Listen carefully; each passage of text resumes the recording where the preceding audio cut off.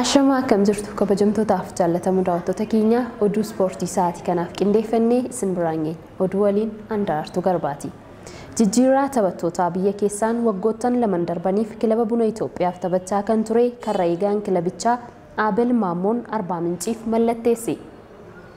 Bara 2014 gara Premier Leaguetti kan ol guddate kilabni seena qabeessi warra kibbaa Arbaa Minci. Bara 2014 gara Premier Leaguetti kan ol guddate kilabni seena qabeessi warra kibbaa Arbaa Minci bara dorgommii itti aanu sadarkaa olaanaatti dorgomuuf kontoraata taphattoota buleeyyii isaa dheeressuun akkasumas taphattoota muuxannoo qabeeyyii gara garichaatti fiduun of cimsuu irratti argama.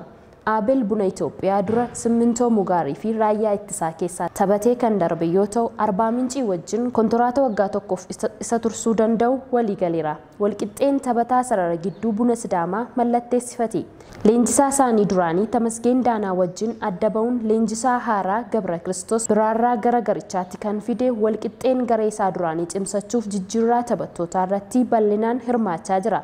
Kaleessas taphataa sarara gidduu Tamasgeen Baajirundiin taphataa haaraa gochuun mallatteessifachuusaa beeksiseera. Taphaticha buna Sidaamaaf taphachuusaan dura Shinshichoo Daadaabiitii fi Iksookof taphatee darbeera. Turtii waggaa 4 booda gara liigichaatti deebi'ee kan guddate Itiyoo Elektiriik foddaa jijjiirraa taphattoota ganna kanaatiin taphataa 8ffaasaa mallatteessifachuunsaa ifoome. Gara gabaa jijjiirraa taphattootaatti barfatanii kan seenan Itiyoo Elektiriik taphataa sarara ittisaa Hawaasaa Wandimmaageny Maaraagiin ofitti makuuf walii galeera. Wandimmaageny Hawaasaa keessatti garee ol guddattootaa irraa kaasee gara gulantaa umurii garaagaraatti kilabicha tajaajiluu danda'eera. Guyyaan taphoonni gulaallii waancaa Afrikaa itti geggeeffamu dheerachuu Konfedereeshiniin Kubbaa Miilaa Afrikaa beeksise.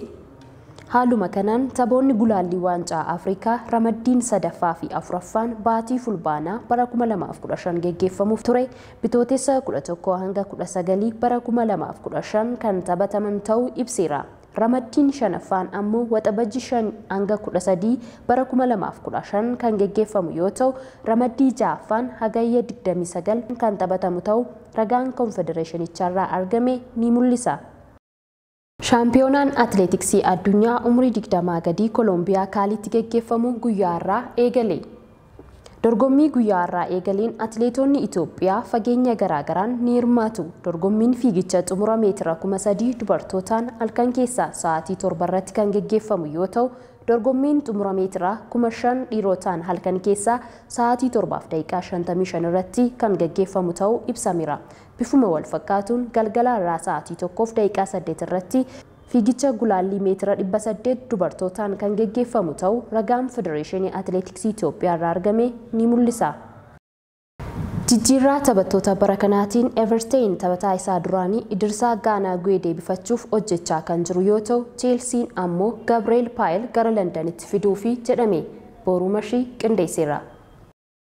Foddaan jijjiirraa taphattoota ganna kana kilaboota Awurooppaatii fi gaafa waxabajjii 10 bara 2022 kan baname yoo ta'u gaafa fulbana tokko bara 2022 halkan keessa sa'aatii 6tti kan cufamu ta'a. Dhaabbanni kubbaa miilaa addunyaa olaantummaadhaan bulchaa jiru FIFAan ammoo foddaa jijjiirraa taphattoota kilaboota Awurooppaa yennaa 2 qofa kan saaqu yoo ta'u jijjiirraan inni dheeraa ka jedhamu torbaanota 12 fi kan turudha. Inni gabaabaan ammoo baatii tokkoo fi kan turu yoo ta'u jijjiirraa ganna kana kilaboonni Awurooppaa taphattoota bacaa daddabarsaniiti jiru. Maallaqni guddaanis taphattoota hedduu irratti baay'atee jira. Ingilaanditti jijjiirraa bara kanaatiin taphataan cimaan sarara fuulduraa Borshiyaa Doortmundi Erling Haaland Bundesliigaa gadi lakkisuudhaan gara Ingiliz Pirimeer Liigiitti Manchester Citytti yoo makamu, urjiin Afrikaa Seedomaaniin ammoo Muhammad Salah qofatti dhiisuudhaan gara Bundesliigaa Jarmaniitti deemeeti jira. Taphataan karra eegaa kilaba Arsenaal Bernard Leeloon ammoo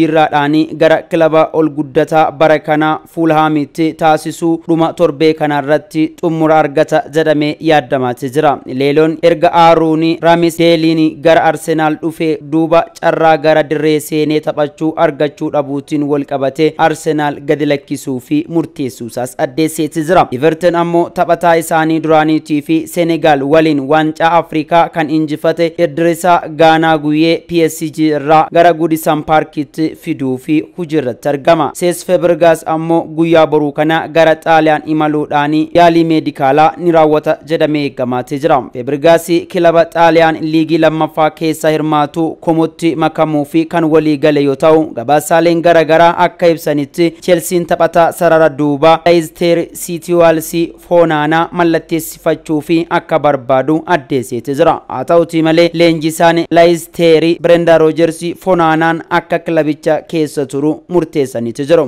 Alexis Telles ammoo Manchester United waliin gargar ba'uu akka danda'u Fabrizio Romano gabaaseetii jira. Seviyaan ammoo taphataa kana fudhachuu fi akka tattaaffatus wal qabsiisee addeeffameetii jira. Gabriel Paul ammoo Sloninaan jijjiirraan gara Chelseatti taasisuu xumuruu fi London gaweetii jira. Taphataan ganna 18 Sloninaan ammoo baroota darban kilaba Major League Soccer keessa taphatuun Chicagotti tajaajilaa turuun isaa kan yaadatamudha. Daawwattoota keenya oduu ispoortii sa'aatii kanaaf qindeeffannee xumurree jirra. Andaraartuu Garbaati. Gara Daani'eelitti sin dabarsaa nagaatti.